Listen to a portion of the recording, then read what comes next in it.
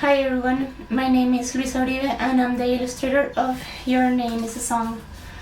Thank you so much for choosing our book to be an Irma Black honor book.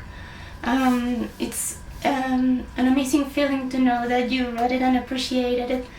And thank you so much as well to Bank Street, and just wanted to say English is not my first language, so please bear with me. Okay.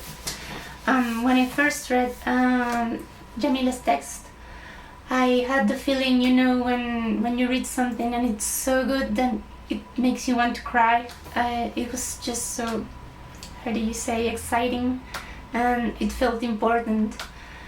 And our names are such a big part of who we are that when someone doesn't take the time or the effort to pronounce it correctly or to listen to us and to ask how to pronounce our name, it hurts us and makes us feel unimportant and not listened to.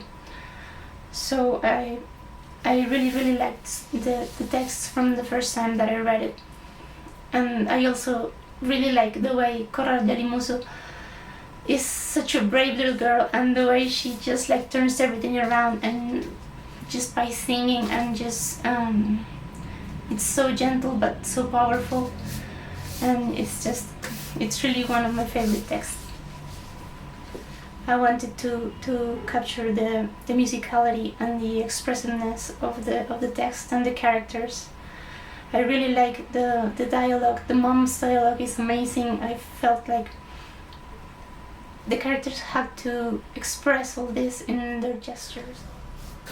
I also think this book is very special because Cora Muso, the protagonist, has an amazing way of dealing with her problem. She's so brave, and she just makes everyone sing, and I love the resolution, and I think it's just it makes you feel like dancing and singing, and that was my primary inspiration for the illustrations.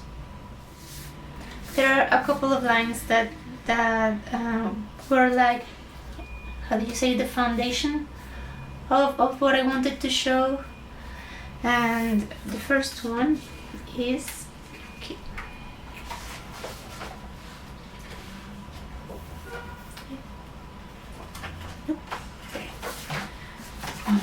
this spread when the mom says Mama put a calming hand on the girl's shoulder.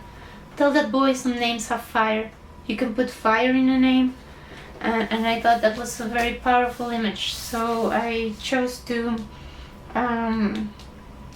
put some small fires just floating around, showing all the names that were in the sky. And the second line